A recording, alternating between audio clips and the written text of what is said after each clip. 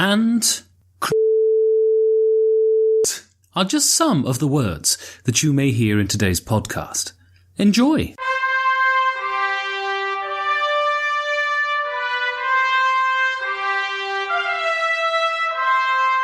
Hello and welcome to the Perfect Information Podcast, a board game podcast slipping on a sweater and sipping on a latte with me, Georgios Bagiartakis, and autumn's cruel harbinger, Ben Maddox.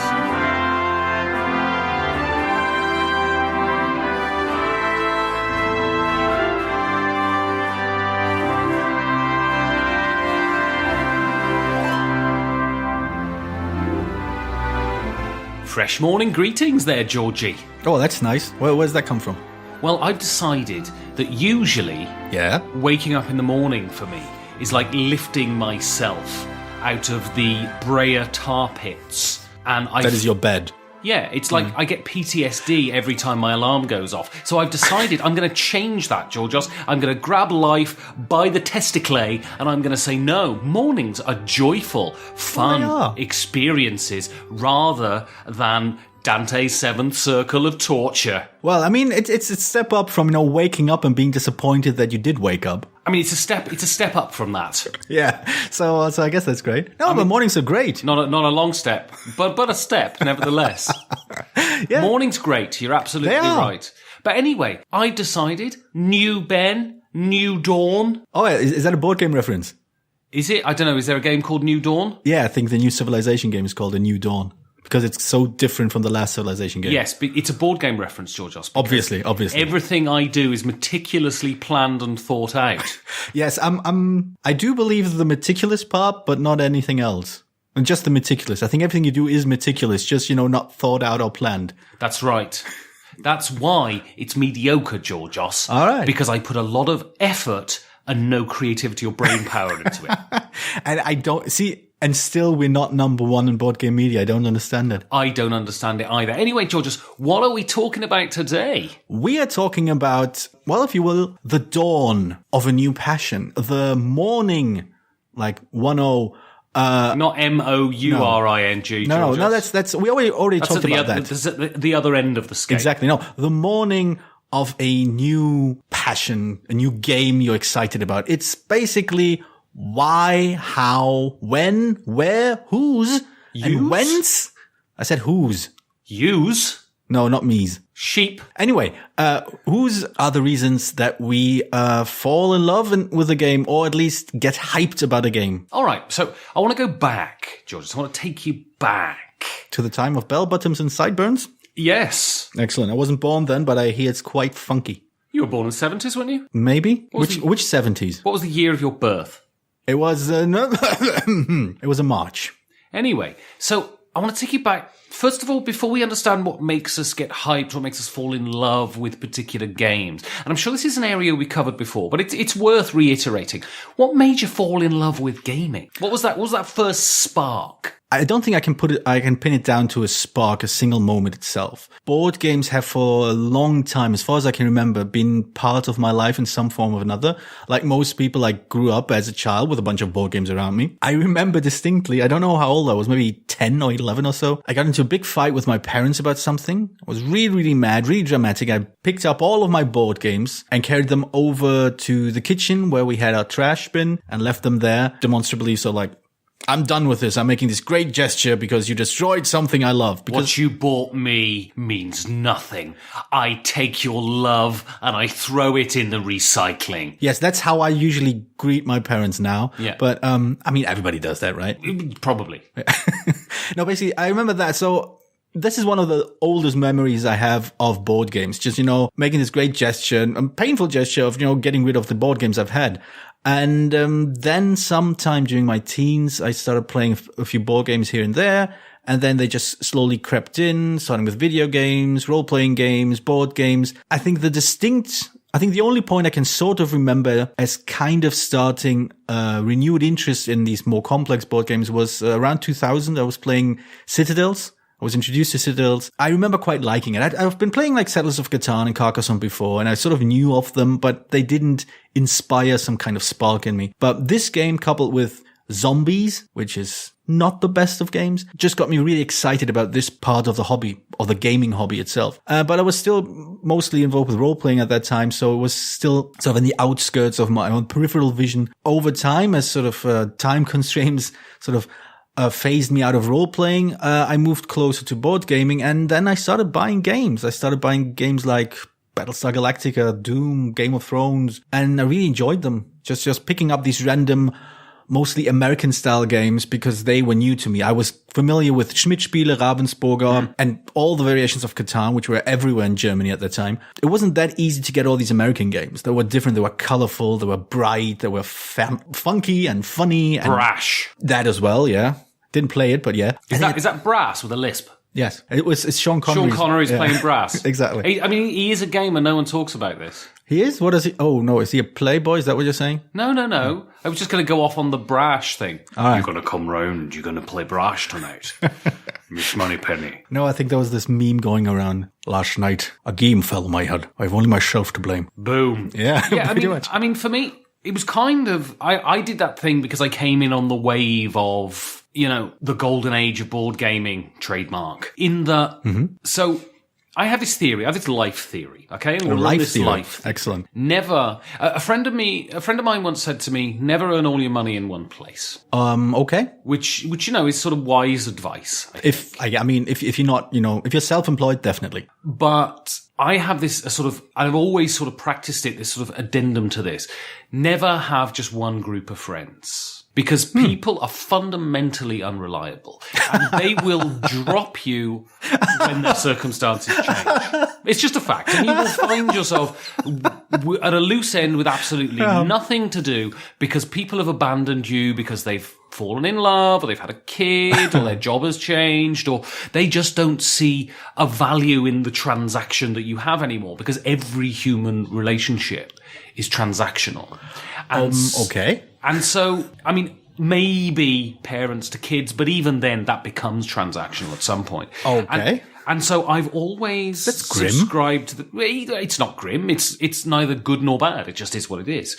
But I've always subscribed to the theory, always have disparate groups of friends, always have different people that you hang around with at different times. Mm-hmm. I've sometimes made the mistake of trying to bring those disparate groups together and it never works. It's always like oil and water. Right. And then you always feel really fucking shitty because you throw a party and your one group of friends is in one corner talking to each other and your other group of friends is in the other corner and you're flitting between and you have to kind of make the decision, who do I like hanging out with more? And that's a terrible thing to have to think. Yes. So I got into board gaming when I came to Berlin because I had this one group of Berlin friends and people in Berlin are fucking flaky. People at Berlin... That may be more true, yeah. People will drop you like a hot potato if the next shiny thing goes by. It's a very Berlin trait. Yeah, it's very transient here, yeah, I agree.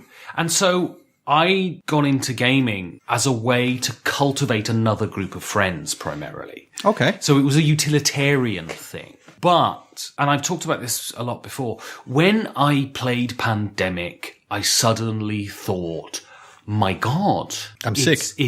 It's this? You know what I mean? Mm-hmm. I thought, wow, this is really fascinating and interesting and exciting and invigorating. And then about a month later, I bought City of Horror because this was like the height of Walking Dead, right? And so I was into zombies big time. And City of Horror came out. So I bought City of Horror and I played City of Horror with a group of people. And I had this all over warmth after I played the game of just that was time well spent. And after that, that was it, and it's this thing. You get further into the hobby, you become more hardened, you become more horny, you become more cynical and what was the middle part? Horny. I mean, you develop like hard, horny skin. I don't mean sexy. Although I'm always sexy. That's nothing to do with my development in gaming at all. But and you become more grizzled and you become more discerning, and because you play a lot more, it's less of a special situation. So you'll have negative times and we kind of think, oh, I'm bored with it now. But I still get this invigoration and excitement from playing things that are really fantastic. And I get this warmth. Right. And so, yeah, I mean, that's how I fell in love with it. But Okay, let's talk about now why you think a game gets hyped. What's the apparatus that factors into the hype machine of a game and that makes game X super anticipated and game Y not? Well, I think the kernel of hype is basically the promise of the very experience you just described. The warm feeling of time well spent. The idea of spending time with your friends, playing a game that feels really, really good, that's really good, and that just invigorates you, excites you, just makes you feel like I am in the moment, I am enjoying myself, I feel connected in some way to these people I'm playing a game with. That's essentially the promise that these games in some way or another seem to give, and that if they sort of hit the right wavelength with you, you're hyped about the game. If you see a game that sort of promises to have all these experience, promises to reach exactly these things that you appreciate about a game, and that gets you hyped. For example, one of the games on my top 10 anticipated list, and I'm not sure this episode won't be out until the video is out, so I'm not going to spoil it, but one of the games I really like on that list, I like it, I look forward to it because the rules suggest a lot of elegance, a lot of clean, easily graspable rules, but out of those rules, interesting decisions arise, complex interactions arise, just generally unexpected turns of events can happen. And this is something that I enjoy. I remember enjoying a lot about games that I love and I used to love. If a game sort of comes around and says, look, I'm going to deliver this to you. This is an accessible game. You're not going to, you don't have to sort of narrow down the number of people you need to explain this game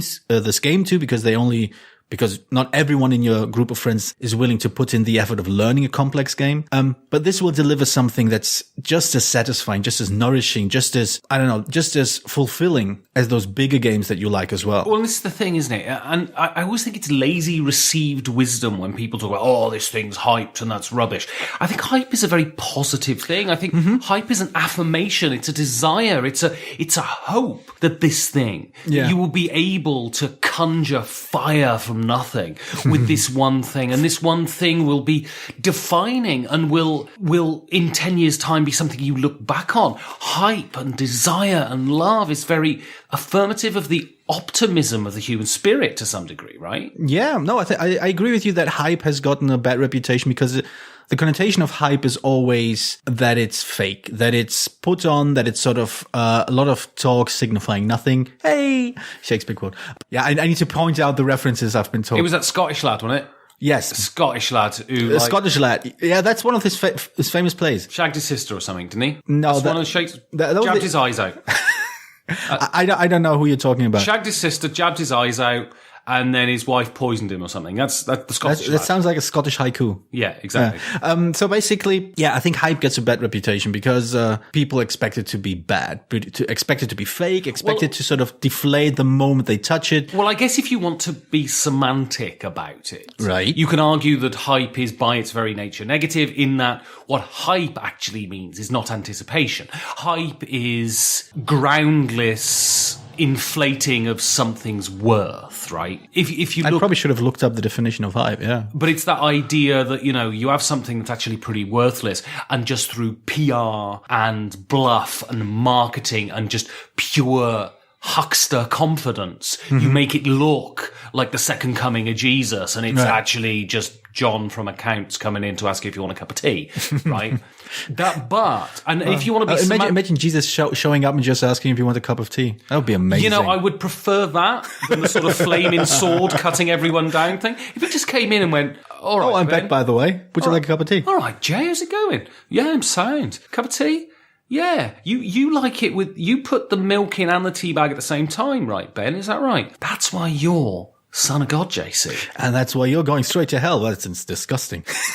I'm hoping. This is how religious wars start, Don't trust any of the history professors. War started over how to do tea properly. Well, I'm hoping that a lot of people come on the guild because we have some British listeners, and the British are very protective how their tea is made. And there is this established... I wish they were more protective about, the country's integrity. Yeah.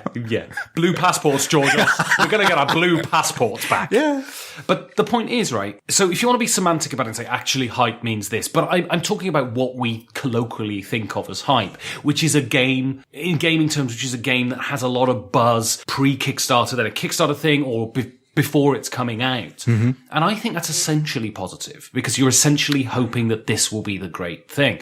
And then, of course, it doesn't have to be the great thing, but a great thing. A great thing. Yeah. That will offer you. And that's the wonderful, beautiful optimism of board gaming. Why I think board gaming hasn't descended into the sort of smutty depths that other forms of entertainment have is that there is a real sort of altruistic hope that this box that I buy will provide a wonderful experience for everyone I choose to invite into it. And that I think that's the base of gaming, and that's where the love of games come from, and that's where the feeling of hype comes from. Right? Oh yeah, I agree. I think this desire to just connect with people as we play a game might be one of the main reasons that drives people to this hobby and keeps them in the hobby. And ultimately, when that desire does go unfulfilled or just gets constantly rebuked or rejected because you have bad experience after bad experience, you fall out of love with the entire hobby, obviously. This is how you become cynical about a game, because you started from a place of love that's just being refuted. Luckily, I am not at that place where that actually happened, but I can see why people might fall out of love with certain games and the hobby itself, because those hopes were dashed. Those desires to sort of connect through games just didn't happen. You bought this artifact, this cultural artifact, this game. You put it down the table. You put in the effort of learning the game, of explaining it to your friends, of inviting them over, or orchestrating this entire evening. And you sit down and play the game, and then nothing. Instead of connection, you felt a weird sense of confusion, unease, and just general regret as well. I mean, I don't do regret. I stopped doing that. It just makes me feel bad. The thing is, we live in a society that is cravenly motivated by money, where the accrual of things is considered a moral good. I don't know about that. Oh, for sure. Especially, well, I come from an Anglo-Saxon society, so if you drive a Beamer, you're a morally better person than if you drive a Austin Allegro, right? It's just, I mean, it's an 80s thing, but it's sort of carried over. And so there is also, it's not just the idea that, oh, I didn't enjoy this and I was looking forward to it, but also I spent this money on this and I wasted this money, and now I've got to go through the way, I've got to try and get money back for it and sell it, and this is so on. I put all my money into this and blah blah blah blah, and you get a lot of that buyer's remorse. Maybe I might have had that similar experience, but never seemed to really characterize my negative experience with games. When I brought home a game, played it, and it didn't work, and I felt like it couldn't work. I think sometimes I play a game and it doesn't work, and I think, why? What happened? What did we do wrong? What did the game do wrong? Sometimes it's just a question of, oh, we messed up the rules. Sometimes it's more about, I think the way our group was approaching this game doesn't work with what the game sets out to do. And sometimes it's a mixture of those two, but very rarely have I felt like that buyer's remorse that you spoke about sort of defined my negative attitude to a game. Sometimes it did. Sometimes I felt like that was quite expensive and it doesn't work. I need to get rid of it. But I think most of my negative experiences come down to the fact that maybe negative experience is the wrong word. Most of the experience that didn't work the way I wanted them to work. I'm going to sound like a very, very cheap middle manager here. These problems felt like challenges, like opportunities to improve my understanding, opportunities to sort of fix the experience of the game by understanding it better, by figuring out, why does this not work? Why are we not having fun? Is this because we don't like this, or is this because the kind of fun this game provides doesn't work or just isn't actually fun? So yeah, I think my negative experience mostly just motivated me to start thinking more deeply about games. So I position myself apparently in my gaming career in a place where whatever happens, I'm going to get something out of the game I paid money for. Yeah, I mean, and if you look, it's very interesting. I think everybody suffers from a failure of imagination at times. So if you're talking about, I don't know what you mean. Right. So I'm gonna. That was a joke. You don't point it out if it's a joke, George. See, it's very funny because Ben. Just because I didn't laugh. You never laugh. I didn't realise it was a joke either. I mean, the point is, you're a very serious person. I am. Usually very measured. Yes. And, so I'm not used to, I think everything you say is sincere. The problem is people think everything I say isn't sincere, but the worst the things I say are, the more serious I am about them. All this is just, a facade. It's very incredibly dull, humorless underneath. You don't need to tell me, George. Yeah, I know. But listeners can't see me, so. But there is a failure of imagination. So if you look at the classic situation, right? Mm-hmm. A game comes out, it's been very, very hyped. It's made a lot of money on Kickstarter. It comes out. And inevitably, some people are disappointed by it, right? Right. Because inevitably, they're always going to be. If you have 20,000 people buy something, not everyone is going to love it. Mm-hmm. And so you have this sort of failure of imagination. And people say, well, I didn't enjoy it. Therefore, it has no worth. Right, yeah. And they attribute the other people's enjoyment to something they can grasp. Like, oh, they put 120 euros into it, so of course they're going to enjoy it. They're not going to admit that it's rubbish. But you can't legislate for other people's experience. And this is why hype gets a bad reputation, in that people say, oh, no, well, it's just, you're just lying to yourself because you put so much money in. Well, and Scythe is a great example. Mm-hmm. So a lot of people, Scythe was very divisive within my community. I just didn't like it. You didn't like it? A number of people I played. Well, maybe not liking is maybe a bit strong, but I wasn't as excited about the game after playing it a bunch of times as other people were. And a number of people had that similar feeling to you. But there was this thing about Scythe where people say, no, it's just hype. It's just hype. People have spent all this money and it looks beautiful. And they couldn't conceive of the fact, because they didn't enjoy it, that other people legitimately did enjoy it, right? And I legitimately love Scythe. I think it's wonderful. And every time I play it, but you paid money for it, right? I did pay money for it. So that's why I enjoy it. But if I can just point something out, but just add something to it. I think the problem with this argument is that there's the splinter of truth to the observation that once you buy something, you're more inclined. You are more like inclined. It.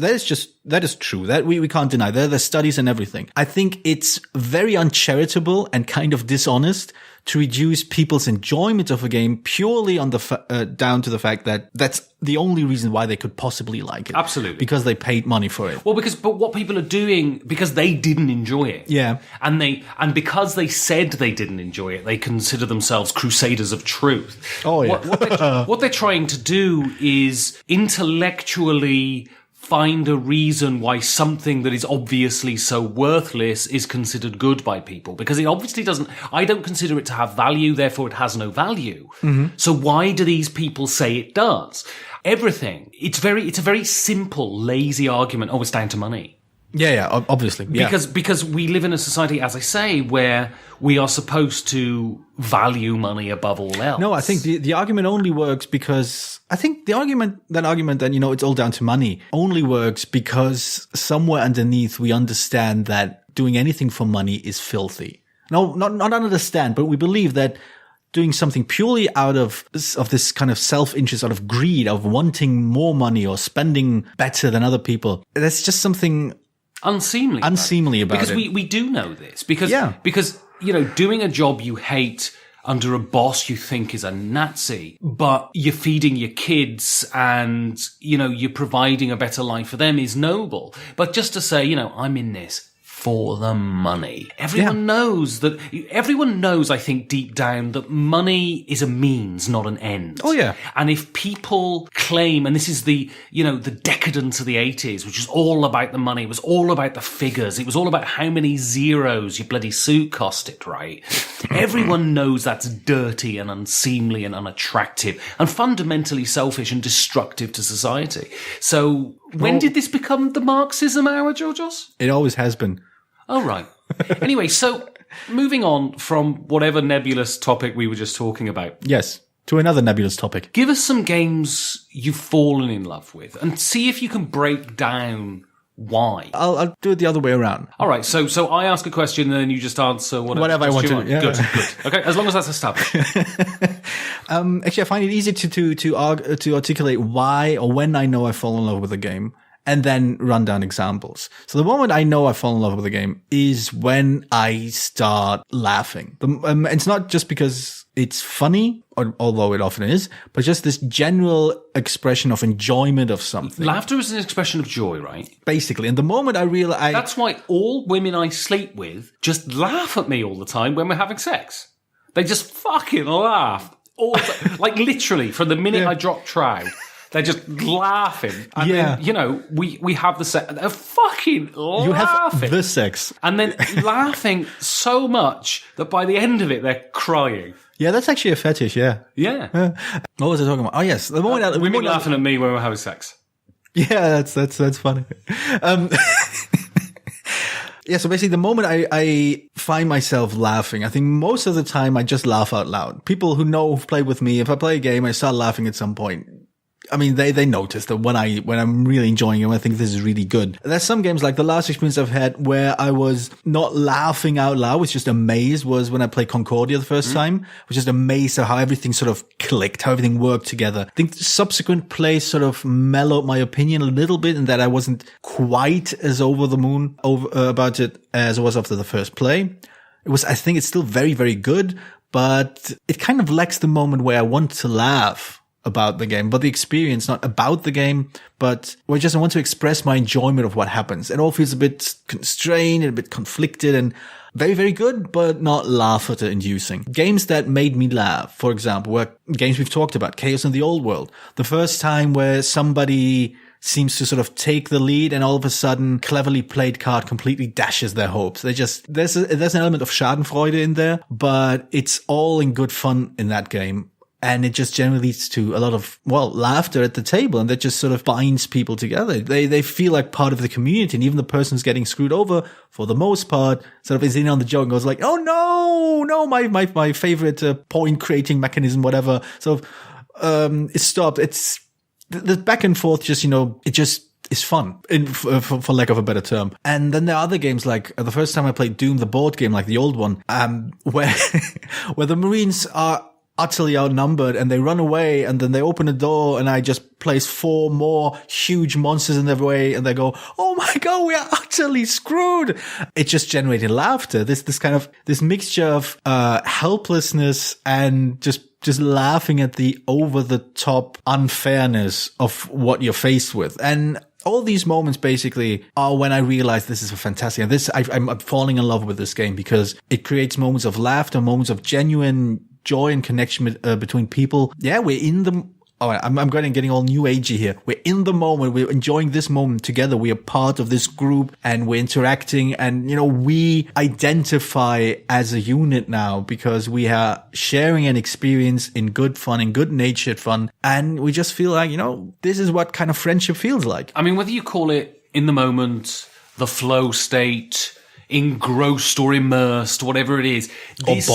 Or Bob. This feeling is definitely real and valuable. I don't express myself in laughter necessarily, but there is... So, have you tried cursing, maybe? The thing is, that's just so normal for me. I see what you mean. I sing a lot, right? I sing a lot. I walk around and I sing. All right. And people confuse that with me being happy. It's not that. It's just I have a perpetual sort of need to sing in my head when I'm walking around, and people go, oh, you're in a good mood this morning. Would I look like a fucking smackhead who's come off a 10-day bender? But I'm just walking around going, doo-ba-doo-ba-doo. People assume I'm happy. It's not. It's just normal. That's the same with swearing. Swearing doesn't denote me being happy or sad. It just denotes that I'm transforming oxygen into blood corpuscles or something. That's light. It's biology, isn't it? It's some form of biology, I guess. I mean, I'm not sure that that's a thing, but I was trying biology? to say... No, what I said. Right, but I was just trying to be clever on that. And I think you succeeded. You're very smart. But it's something about that flow state, that immersion, that sudden, indefinable engrossedness in the act that you're doing. Connection, yeah. So viticulture. Mm-hmm. It's a game I haven't played for ages, and I should play it again. But so I played it the first time, and I hated it. Ooh. I found it very swingy. I found the cards that you drew basically gave you the game or denied you the game, and I still think I'm right on that. But then I bought the expansion, and I got the new board and a couple of more of the expansion things, and I played it, and there's just this sudden warmth of well-being. And when something delivers that to me in such a sort of undiluted fashion, then I fall in love with it. I find it quite interesting the kind of two metaphors we use to describe this moment, this hard to grasp moment where something like love for a game is born. You described it as warmth, and I described it as connection. Find it interesting. I wonder what it says about us, the sort of which metaphor we pick. I mean, I think I want my brain to stop running in the frenetic way that it does constantly. And so when I think that's flow. One thing I can recommend is have kids. You will have so little sleep. Well, you have just less sleep, not so little. So less sleep, and that kind of being sleep deprived just a little bit is enough to slow down any brain. Well, I was thinking of just going on a 28-day LSD marathon. I wouldn't do that. I mean, that would work, right? No, it wouldn't. 28 days just constantly on the LSD. Not sleeping, two reasons, barely eating. Two reasons why that won't work. A, you'll miss Spiel in Essen. No, I'll just go there tripping my fucking tits off. Second, after... At some point, you'll just feel like you're in that Sandra Bullock movie or that zombie movie. I can't keep them apart. Both of them. All right, yeah. But yeah, Sandra Bullock in a zombie movie. Huh? I think, my mind is so disparate and unfocused that when something allows me a modicum of focus, and I find, so when I'm writing sometimes, when I'm having a very good session of writing, my pulse slows and my vision becomes sort of laser targeted, and all of the noise and distraction from the outside world just evaporates, and I become a grounded being with a place in the world where for the most of the time I'm just sort of an untethered ship being blown about by wind, and I'm trying to, drop anchor and more, whereas occasional moments of just slow warmth and comfort give me that. And viticulture, when I finally clicked, really gave me that. And it's not as transient. You don't place the last piece, do the last move, and then suddenly the world crashes back in again. It tails off over hours.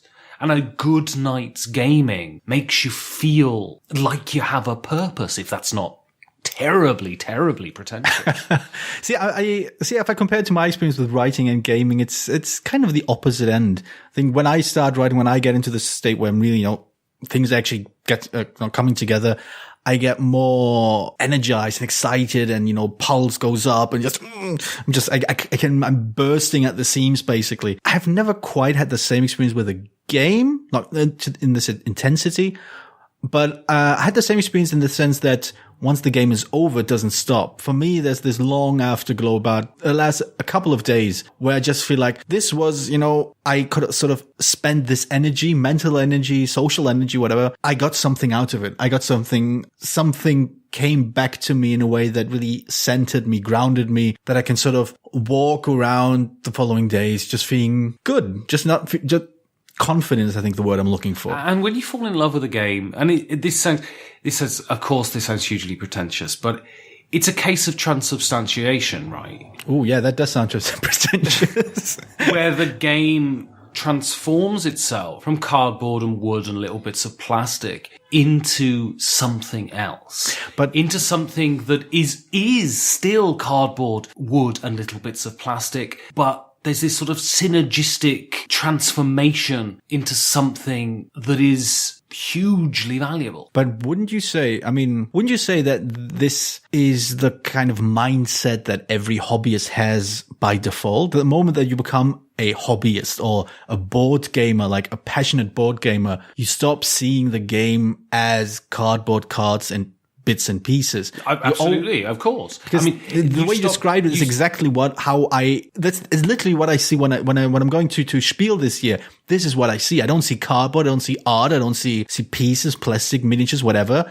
What I see is this synergistic engine, this conduit, this piece of performance art, if you will, that might provide a fantastic experience once I sit down to play. And that's how I think of games in general. And maybe this is basically the big hurdle that non-gamers, like non-passionate gamers, have with board games, that it's still difficult for them to move beyond just seeing the tangible objects and seeing the potential that lies in those objects. Well, Georgie. Yes. I've certainly fallen in love with you all over again. That's fine. So I'm going to go and get myself a cup of tea. Right. You might have to talk about these conflicting feelings with Janine at some point. Don't ever mention her fucking name again. Is that your name on the list? Well, get in there then. Get to the bar and get buckled. Welcome to the guild. Oof, Georgios. Had a rough night then. Well, I mean, rough. Woo! If you call being swept up in the whirlwind of non-stop passion rough. You were watching Netflix, weren't you? And chilling. I was a bit naughty last week. You were? Because I was being a bit coy and a bit funny. And because, you know, what happened a couple of weeks ago with Janine proposing. She proposed? Yes, she did. You remember you played the gig? No. You were flying off your tits on crystal meth at the time, but...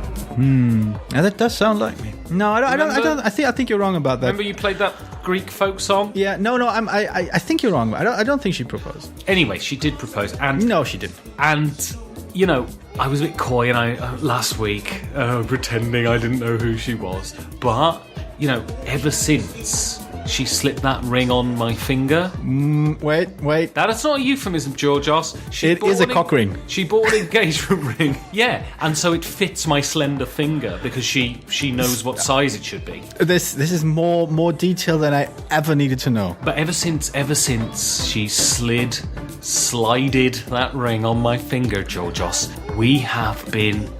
Our love's blossomed even more than it had previously. It has, from barren soil, Georgios, it has grown and refertilized the soil with sexual juice. Right. You seem very proud of this metaphor. Well, I like constructing metaphors, and that one is a particularly sexy one. I assume some Mills and Boon writer will be taking that and putting in their next steamy bodice ripper. Yes, I'm sure they will. Probably. Are you sure she proposed? I don't remember that at all. God, Georgios, you've really got to get off the drugs. Oh. I know you're using it as a sort of get fit quick scheme, but it's not going to work, Georgios. You're just going to lose your teeth. Really? Yeah, meth ain't good for you, Georgios. Well, it worked for Mr. Y, didn't it? That's true. He didn't die at the end. Oh, spoiler alert! Well, that's just mean. Anyway, Georgios, what was the questione? The question was, what do you attribute the current success of board games to? Continuing the strong, healthy sexual metaphor, we're going to go to the naked meeple. A meeple that... Wait, what's sexual about meeples? It's the naked aspect, Georgios. Nakedness is sexy. Well, that sounds very repressed. But unfortunately, he has bowed to Judeo-Christian constraints, and his naked meeple avatar has a bloody fig leaf on, even though meeples don't have a set of danglies or fucking flappy flaps. I think he's just, greeting the oncoming autumn. That's true, but it is green. Well, it's probably painted because brown around your dangly bits just looks disgusting. Yeah, because there's never brown around. Anyway, what's he say, Georgios? I find it very funny that you're embarrassed by this joke. All right, what he says is this. I think you can level your sights squarely at the failure of video games to provide what board games do quite naturally, social interaction. In the early days, there were cooperative or turn-based video games, even split-screen video games, but that seems to have fallen by the wayside in favor of creating a more complete online experience. You play with friends or strangers, but you do it facelessly. Even a stodgy old Euro has more interaction than that. Yes. I mean, how do you feel about that? Do you feel that what do you see the impetus for video games creating more of an online experience to mean? Money? Explain, elaborate. I mean, money's very easy to say. But... Yes, it's quite easy. 2 syllables. I don't know. I think, like most things when it comes to any consumable product, you want it to be more accessible, easier to use. That's how you sell things. But it's the attention economy, right? What they're selling is your attention. They want you to spend as long as possible. And when you're interacting with people in the same space... I think that's a different argument, though.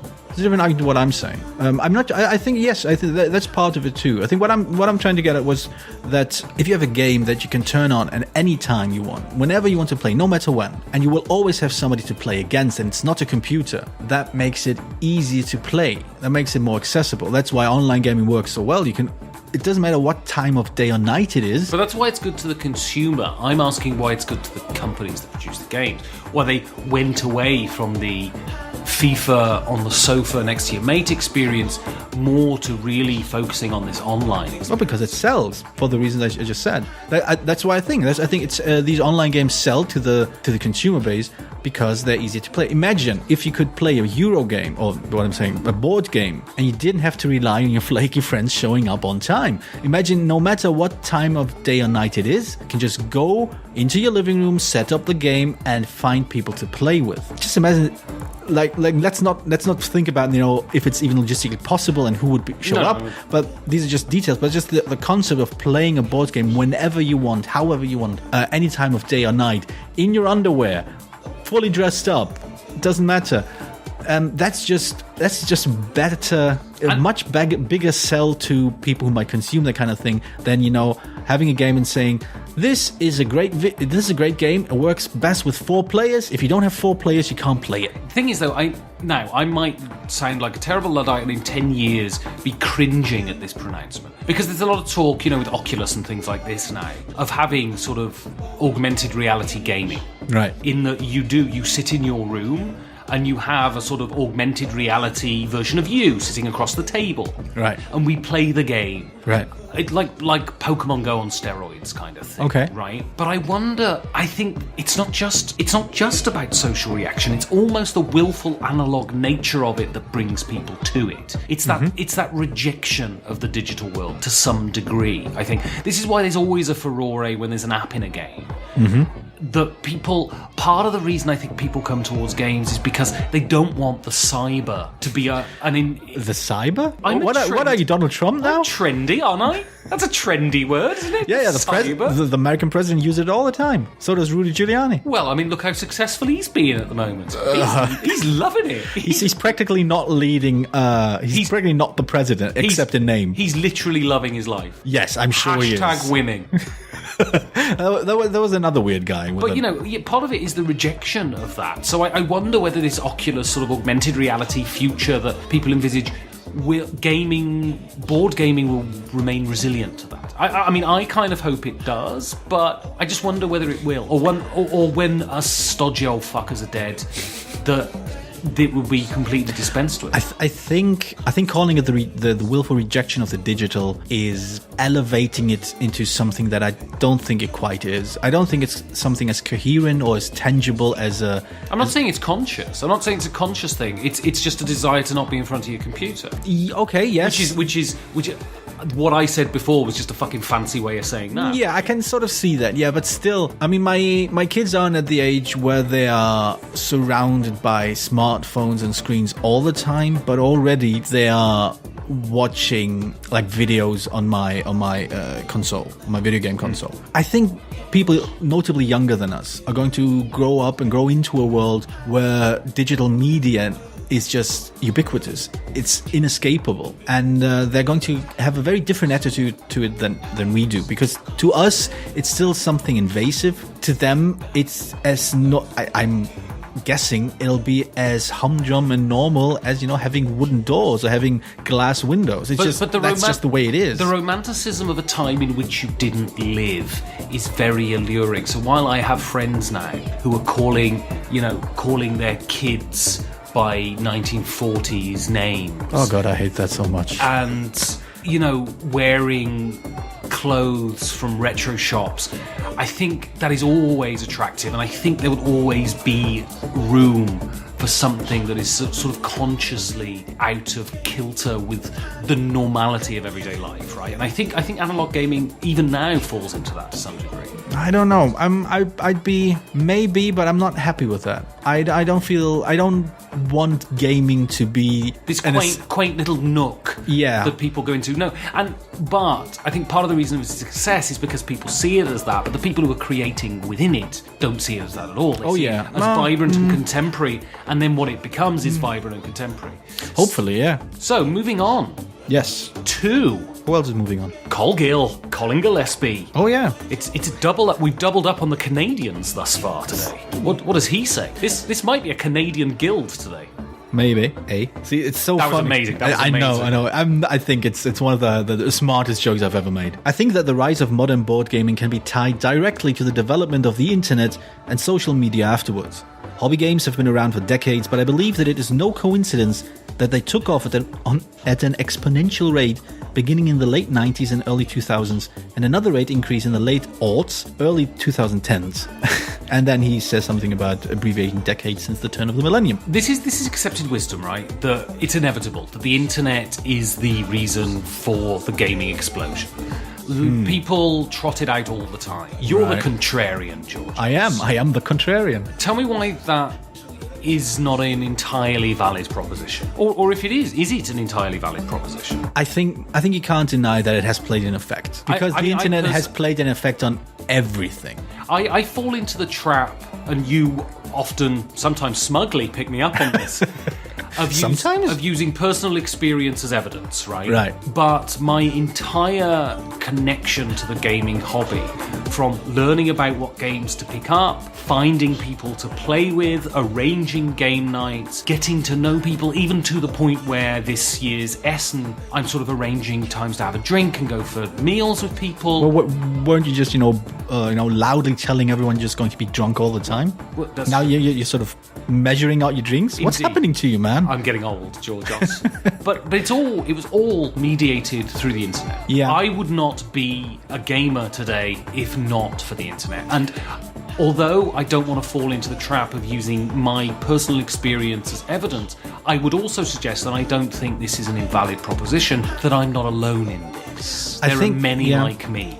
I think what has changed with the internet is that we read more, and we read things at a higher frequency. We don't necessarily read entire books, but we read comments, we read articles, we read blog posts. We have so much information at our fingertips if we want to reach out and look for it, and so easy to get to that information, that naturally this has sped up every development that had to do with people knowing more about details, about certain topics. So that means that not only have we entered a new age of misinformation for everyone who's paying attention to politics, but we've also, our hobbies have become have been sort of growing and changing at a far higher rate than they used to, because all the participants in a hobby can reach out to each other like that. Basically, there used to be a time when the only way you would, I remember the 90s, the only way I would find out about new video games, computer games coming out, was when I got one of the magazines that showed up once a month. So I had a monthly turn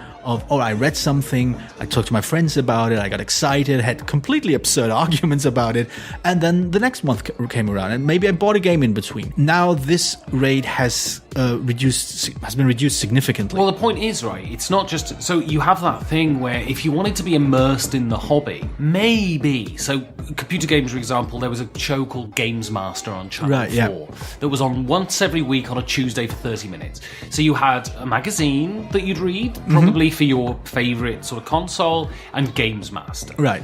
Now you can utterly drown in just as much content as you wish. And most importantly, what I think is fundamental, when you wish. So you don't have to abide by it. It's not just like you've got a channel of board game stuff. You can literally go to 100,000 different channels anytime you want and absorb this and become engrossed in this hobby. And I think that is a real... Again, it's this accessible argument I made earlier. The idea of, all of a sudden you can do it at any time, however you want, whenever you want. And of course it's going to speed up. Of course it's going to suck in more people, even just, for a short time maybe. I think what's going to be much more interesting, is the switch from written online content towards filmed online content, and how that will change. Because filmed online content, with the review shows we have on YouTube right now, most of all, Shut Up and Sit Down, I think, which is still my video reviews of choice. This has changed the frequency again. I mean, Shut Up and Sit Down is a great example. The Shut Up and Sit Down bomb. The moment they really praise a game, people run out to buy it, and stock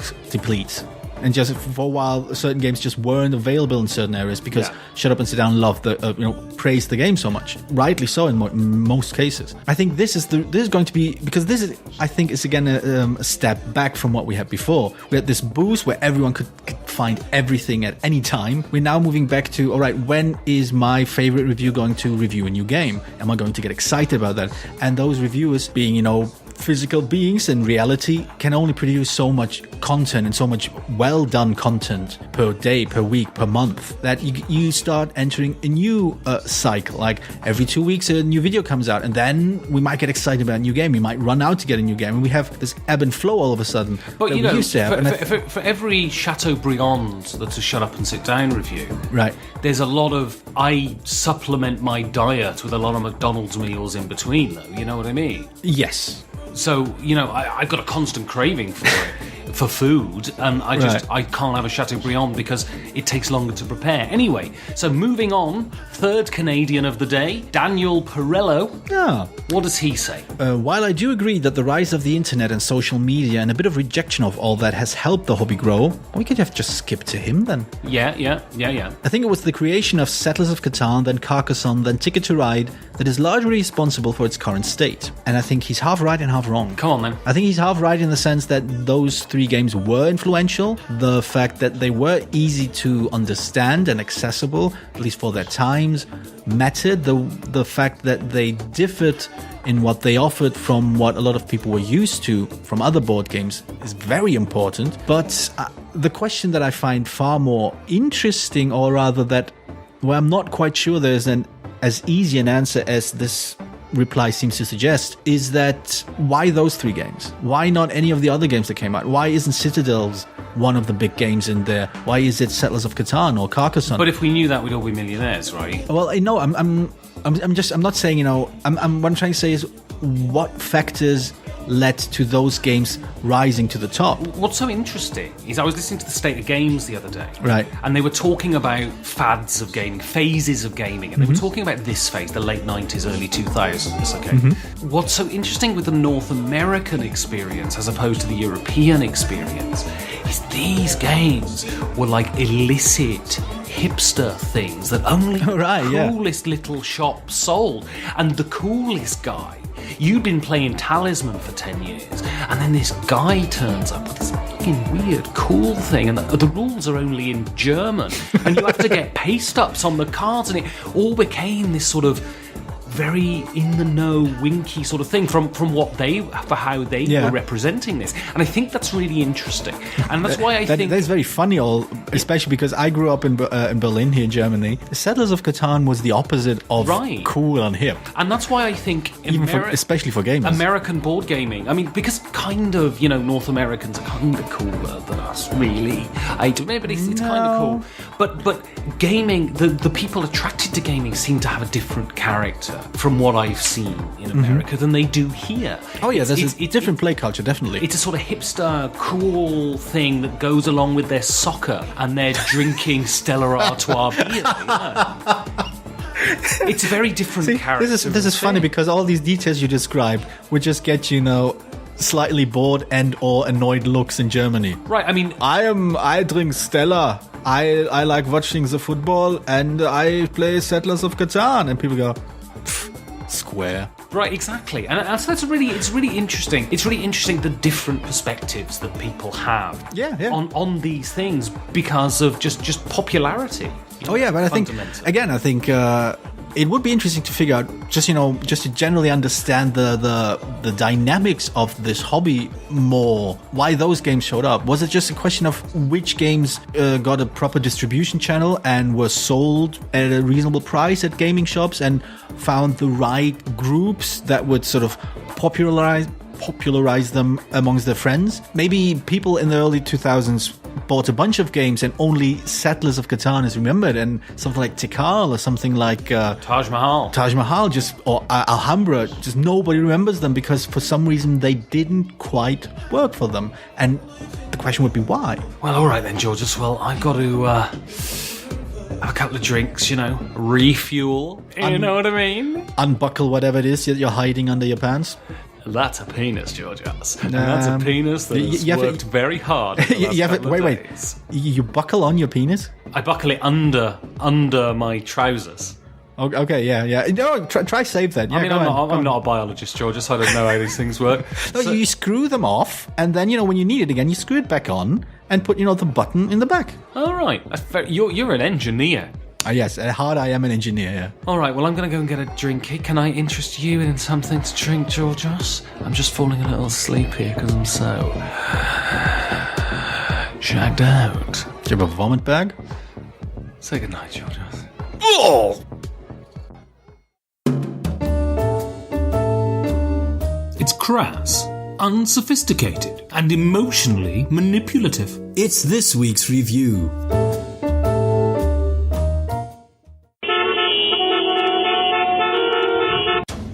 Don't you just hate that feeling? Your battery is almost dead, but your charger's in the upstairs bedroom. God damn it! You post something on Facebook and somebody disagrees with you. Won't somebody think of the children? You asked for a cappuccino and instead you got a latte. Oh, the humanity. The movie you want to watch isn't available on Netflix. I'm as mad as hell and I'm not going to take it anymore. Instead of doing the understandable thing and burn society to the ground in response, why not come to Fields of Green?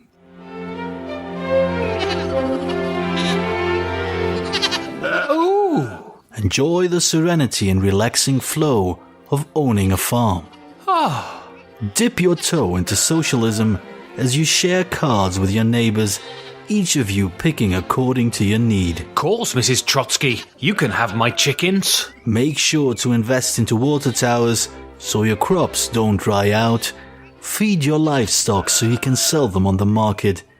And invest into buildings both functional and prestigious to show those nosy neighbors what's what. Look, my darling, I made 15 groat on the bushel last Wednesday. Find your calling as a modern farmer who's left behind modern life, 'cause it's rubbish. Thank you, Fields of Green. Come escape the rat race. Come build a farm. Come to Fields of Green.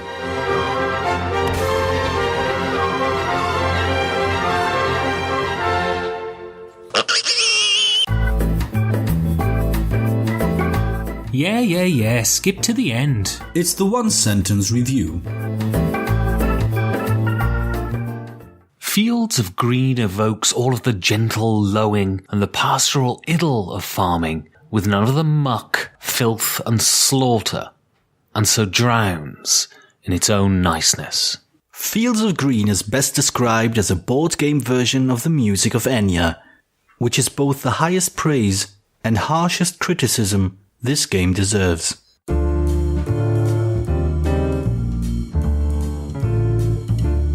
Georgios? Ooh, what's that in the corner of the room? I don't know, but it's eating peanuts with its nose.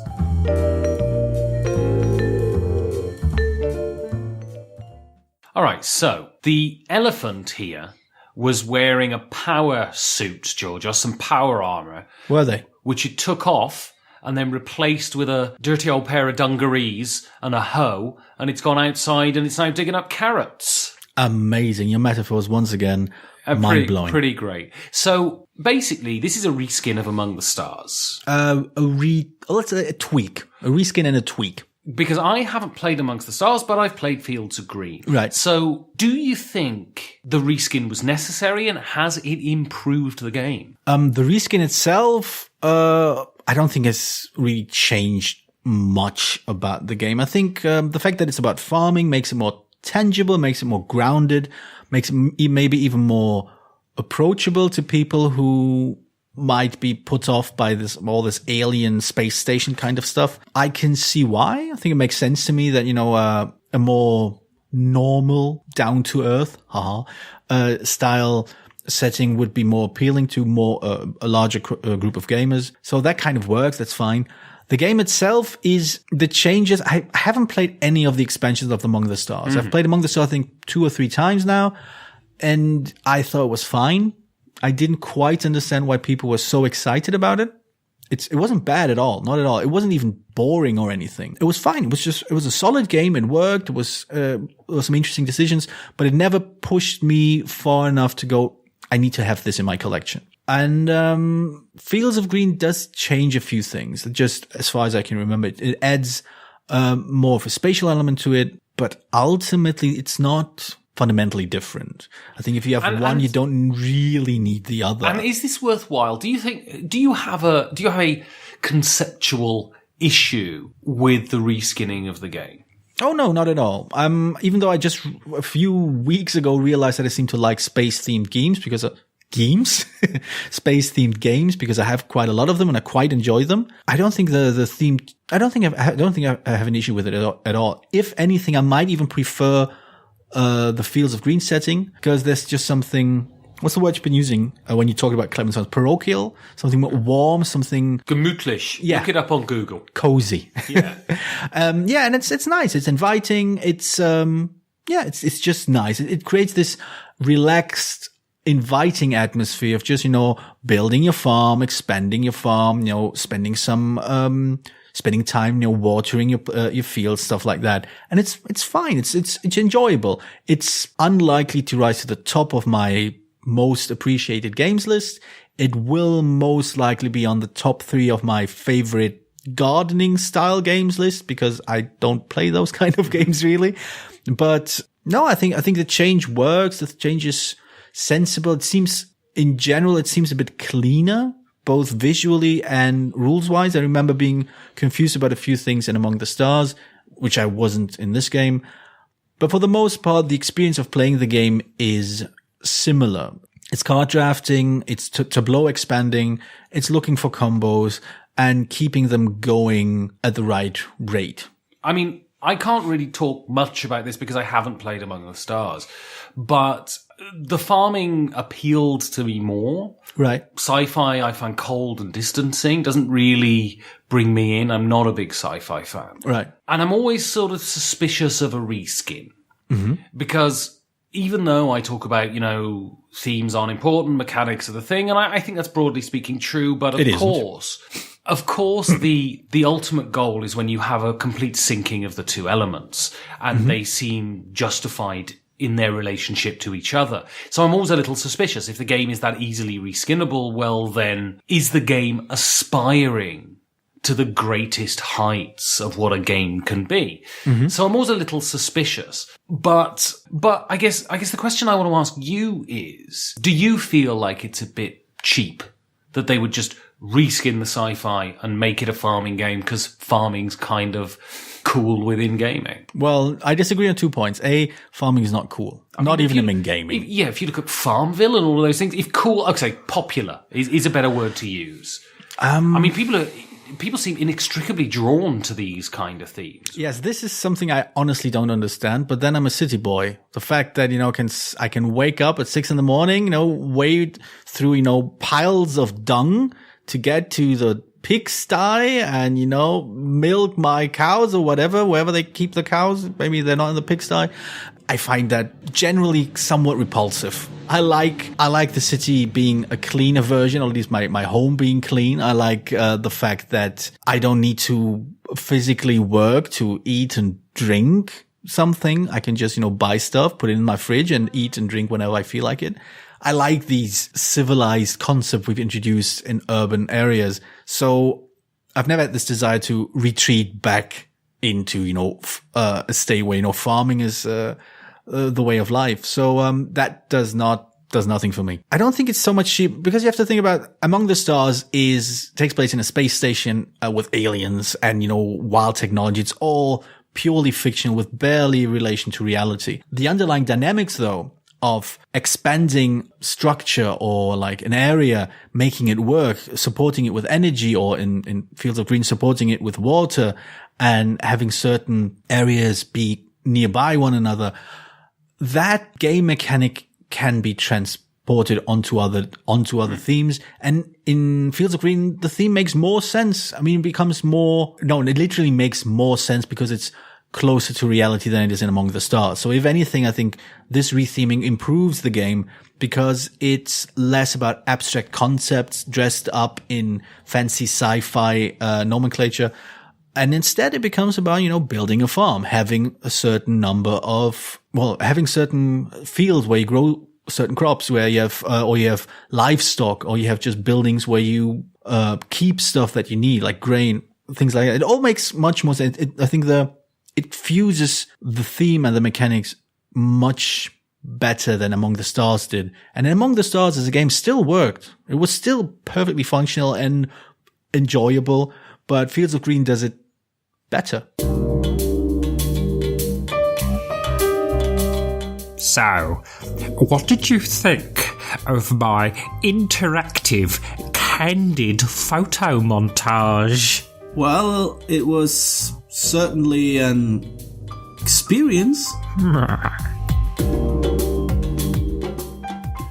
So I've played this once with you Yes. and once not with you. Yes, I know. I'm very jealous. And the overriding experience I get from this game is what we said earlier, is cozy. Mm-hmm. I think the game is gentle and enjoyable and not tense and not taxing. And I think that is a positive by and large.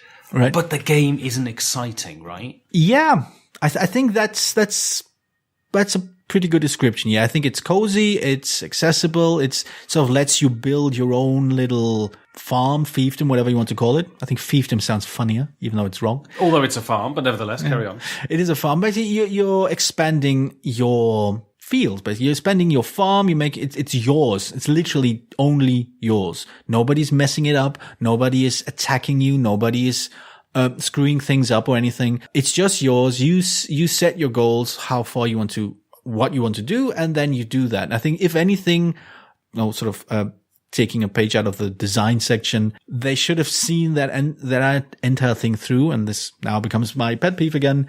They should have introduced individual goals instead of, fight for the most points. Because again, this is not a game where you're that invested in what other people do. And it's fine. You're absolutely not invested in what other people do, and that's fine. If I have an issue, is the game doesn't really have an arc, right? You have 4 years, and you just do the same thing, essentially. Yeah, kind of. Yeah, no, that's true. It does. I think one of the cleverest bits about the game is the fact that the makeup of the cards that you are handing around during the drafting phase differs. Like when you start the game, the introductory game tells you take this many cards from this pile, this many cards from that pile, and so on. And over the 4 years, this changes. In the regular or advanced version, the players themselves decide which cards they want to put into the pool that gets, handed around. And this is a very, very clever decision because all of a sudden you do have a nice hand in what is available, and you can sort of change the development that the farm is going to take over the 4 years. But I agree that the game itself does not offer much or strong enough structure that you can recognize an arc. You see the change in the card distribution implies something of an arc. Like you invest into certain, I think you invest into fields first, then you move on to livestock, and then you move on to point generating buildings. Yeah. That is something of an arc, but I think it's too... It doesn't feel... And we're talking about experience here, so it doesn't feel different enough. Each round doesn't feel distinct. It doesn't feel like a ratcheting up, and there certainly doesn't feel like you're running out of time. Right, yeah. And I think great games have that sense of you're never quite able to do everything you want, whereas Fields of Green seems to me it's very gentle, it's very easy, and I can pretty much achieve my goals if I wish. And if I lose... it's just because someone else was better at achieving their goals. It's not because I've had to make decisions and I've had to make decisions that, is between two benefits. Right. I just get to do whatever I want, essentially. Yeah. Which isn't necessarily a bad thing, but it's certainly not it's not crunchy. It's not tense. Exactly. There's the tension. It's not high on tension other than, towards the end, you're kind of hoping you get that one card to make this combo work. But other than that, yeah, it's, you put it right. It's pleasant. It's cozy. It's non-confrontational. And sometimes you want those type of games. Sometimes you do want to sit down and not be in each other's hair all the time. You don't want to hate draft all the time. You don't want to just be, being, just looking out for the best advantage or for the best way to kick somebody's feet out from under them. It's almost a good warm-up, right, this game? Yeah, it's a tad too long for a warm-up, I feel, but other than that, yeah. Because you're introducing your brain to the concept of gaming at the beginning of an evening. Oh, yeah. Because it's not challenging. Well, I'm struggling with the word challenging. Well, it's not challenging in the way that I like games to be challenging. So decisions about scarcity, decisions about this is good and this is good, which should I take? And my game could be riding on this decision, and I'll only know if this decision bears out later on down the road. That tension, that waiting for the next turn to come around because I'm going to be able to do X, Y, and Z and it's going to be amazing. There's none of that in this. You take a card, you look at it, you go, oh, that would be nice if I put it there, and I put it there, and that's nice. Yeah, exactly. That's nice. And I do mean to say that in the most positive way I can say. There's nothing mean-spirited about me saying this is just a purely nice game. I remember we reviewed The Pursuit of Happiness a while back, which is also a very nice game, has a stronger arc, and it's one of the most feel-good games I have. And it's not because I feel so invigorated by succeeding. It's just, you have this character, you have this in Pursuit of Happiness, you live through these things, you work hard, or you choose to, let work go by and just, focus on relationship, on other things. And it just feels good. It makes me feel literally happier after having played it. The Fields of Green does something vaguely similar. Playing Fields of Green is very much about feeling nice at the end. I didn't feel pressured. I didn't feel attacked. I didn't have to feel defensive about anything. I just felt nice. I did something nice. But I don't feel satisfied. That's my problem. It's nice. It's great. But it never stays with me afterwards. Yeah, probably. Yeah, I probably agree. Yeah. So what do you get if you mix together sexual frustration, hatred of the world, and congenital stomach problems? That's basically you. That's design. So we're talking about this game being nice. Yes. I think that's the word that we can both agree sort of best describes this game. How does the design facilitate that? How does it facilitate the niceness rather than the excitingness? Well, I think one part of it is the lack of confrontation and negative interaction. There's no way to really mess up somebody else's farm. This is a pure, without wanting to misrepresent this term, but this is pure multiplayer solitaire, right? Well, there is some interaction in there. I think there are two levels of interaction that you can choose to engage in, and you can even choose to employ negatively, and one of them is the drafting, and the other one is the card selection at the beginning of each year. You can choose in both cases to pick cards that benefit you more than or rather pick cards that have a stronger negative effect on somebody else than they have a benefit to you. But I wonder, because the decision was made that you have so many cards, you take so many cards in a round, right? Your farm becomes so big by the end of it, right? That you need to be a really high level player, having played the game a lot, to be able to know your farm so intimately that you can start thinking about other people's farms, right? Well, generally, because of the way it's set up, the way sort of these cards interlock, like you have fields that generate food that you feed to your livestock, and livestock that you can then turn into points. Generally, you need to build up this engine. It's pretty much the core structure of the engine is very similar, and you sort of influence this by how you choose the cards at the beginning of the year. So you can sort of shift things around. You can you can sort of starve people out of more field cards, or force their hand into picking the few field cards that are in the pool each turn. If you notice that they didn't invest into fields enough, or invest into the wrong type of fields or whatever. Again, you can choose to be that negative. You can choose to be to sort of hinder other people on purpose. But that kind of contradicts the spirit of the game, because because I don't really care if I win, my sort of main preoccupation is my farm nice? Yeah. And so I don't really care if I win. So I don't really take that much of a notice about what cards people are drawing and what cards are going round. I just take what is beneficial for me. Yeah. And so there isn't that compulsion for me to consider other players, because winning isn't my main compulsion in this game.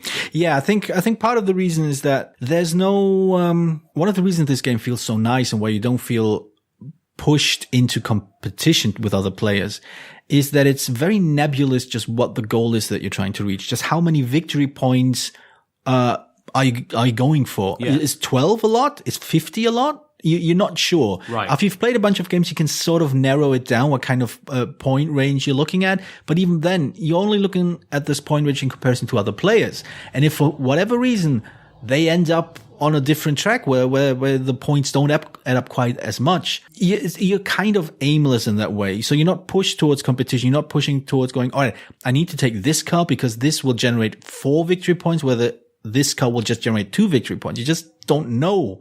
And you don't know if 2 or 4 is enough of a difference to make this a compelling choice or not, because you can't really tell what other players are building up to. So yeah, you're very much focused on your own tableau, your own farm. You're very much focused on making a nice farm. And again, I think the design sort of missed the opportunity of providing individual goals, providing just, objectives for everyone to reach, to sort of focus what you're doing, to sort of not just, in comparison to others, but just, what you want to do. Like, I want to reach this objective. I want to, and the victory generating cards in the decks kind of do that, but then they don't feel like everyone is going for the same card. If you don't pick the card that gives you X points for having, for each livestock, card that you have in your farm, then somebody else does, and all of a sudden livestock doesn't seem that appealing to you anymore. And this goes back to, which I haven't mentioned for a while, the Dice City problem. Ah, yes. And I don't find it as alienating in this game as I did in Dice City.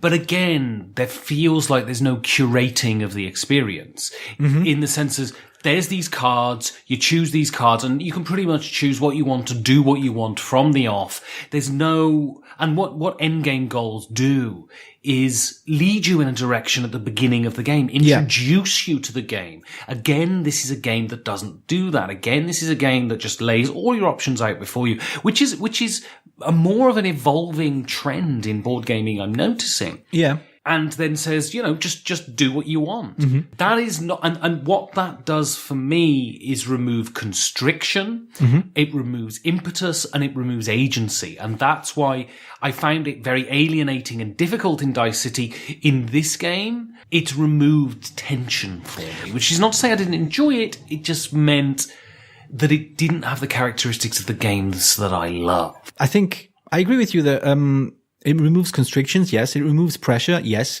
I don't think it removes agency. I think what it does, it provides you with a kind of agency that we're not always used to. Well, it cripples you with a paralysis of choice, right?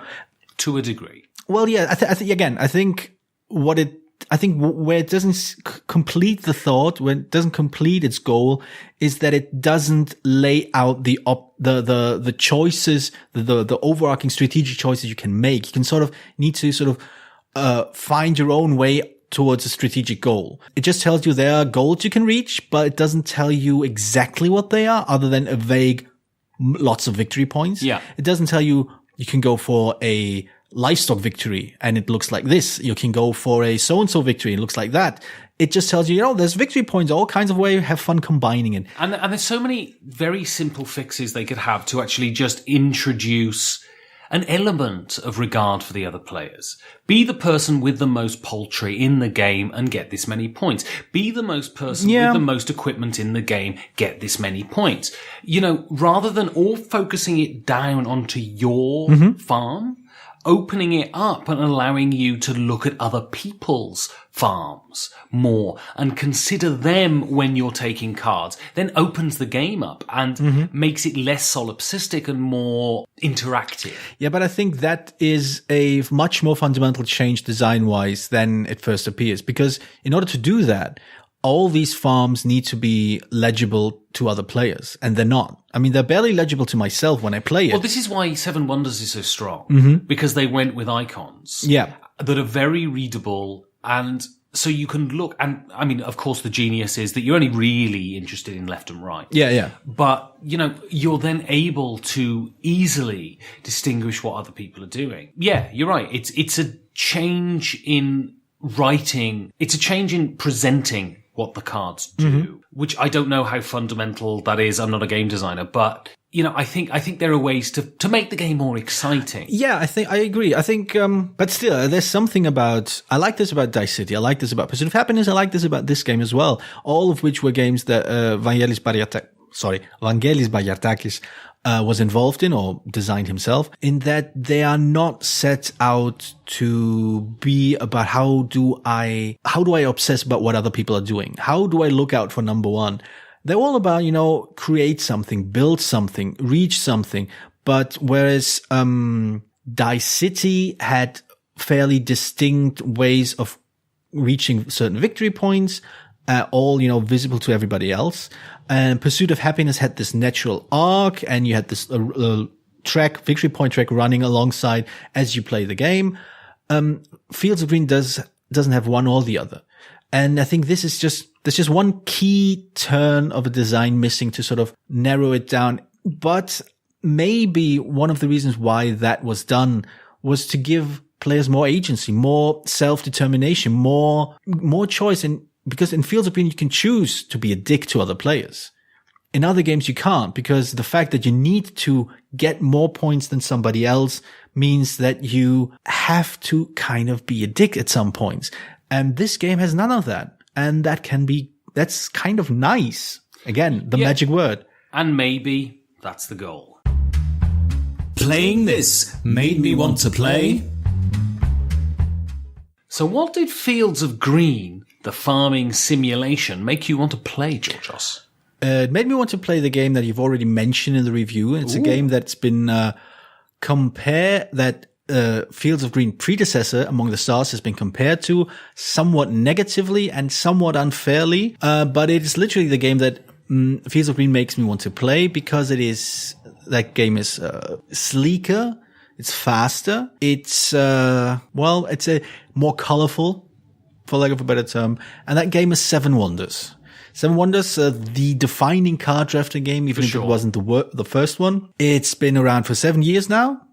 How fitting. And there's an anniversary expansion pack, 2 of them actually coming out this year. And I just recently played it a while back. Readers of our Patreon Game Night Verdicts newsletter will know. And it's incredibly fast. It's so very, very polished. There's some hinky dinky stuff happening with a point values towards the end of the game, with various ways in which you score points.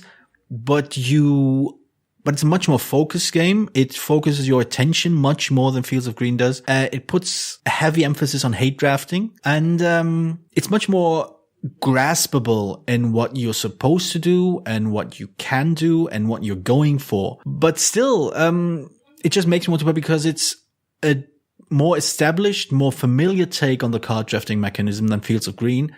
I guess that makes it an easier sell to people who play a lot of games. Yeah, I think it's as good as it gets, Seven Wonders. But mine is probably my... Wait, is it Koleka? No, this week it's not Koleka, surprisingly. No, I wrote a review of this for the website. It's my favorite of the drafting games, because what it does is it has that gentleness and that niceness of Fields of Green, but because of the very sort of way you construct what you're constructing, it encourages opening out and speaking to people around the table. All right. And that's Between Two Cities. Oh, okay, yeah. And I think Between Two Cities is criminally overlooked. I think it's wonderful. It takes 20 minutes. It plays up to 7. It is really comfortable and cozy, but also throughout the game, you're having conversations with the people to your left and to your right. It truly leverages what board games should be, tools for facilitating communication. And it's just wonderful. And if you haven't played Between Two Cities, it's great. And also, I'm in the rulebook, so that's nice. I bet.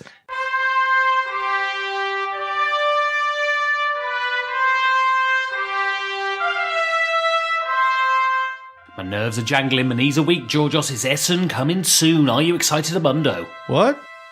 Exactly. How do people contact us? What? They contact us. They can use our website. It's infoperfected.com. They can email us at infoperfected@gmail.com. They can tweet at us at infoperfected for Ben and perfectedinfo for moi. They can look at our Instagram pictures at Perfect Information. They can join our guild on Board Game Geek. Number 2348 is the Guild of Perfect Information. And they can write Facebook messages to us, all fake, I think, at the Perfect Information Podcast. And if you've got any negative things you want to say, Ben, you're a twannock, you're not very good at what you do. I opened a complaints email that you're more than welcome to write to. It's iambenmaddox@gmail.com. So you can write that. iambenmaddox@gmail.com if you want to throw some shade my way. Oh, speaking of shade, I did an Ask Me Anything recently on Reddit. I haven't officially closed it, so if you want to, you can still jump onto Reddit and ask me something. I have far too much time on my hands, so, I'm happy to answer. Oh, and we have a Patreon. Patreon.com/perfectinformation, if you're not aware of it. We are kind of changing things around, and Ben doesn't know of his luck yet, but I'll tell him soon. Yeah, we hope to sort of step things up a little bit with all kinds of half-brained schemes and bare-assed ideas. Is that how you say it? We want to basically devote as much time as possible as we can to this, and that's a financial consideration as much as anything. So if you value the show, then please think about contributing, and we'd be very happy to take your money. Yes, we're all about money taking. As you can tell by the fact that this is free. We're probably not very good at money taking, but we're all about it. So, with the pumpkins ripe. That's one of these weird sexual metaphors you keep bringing up. I'm all about metaphors this week. And the weather cripe. Oh God, no! Stop! Stop! It's the time at night where we give each other frights. Say goodnight, Georgios. No, that was shite.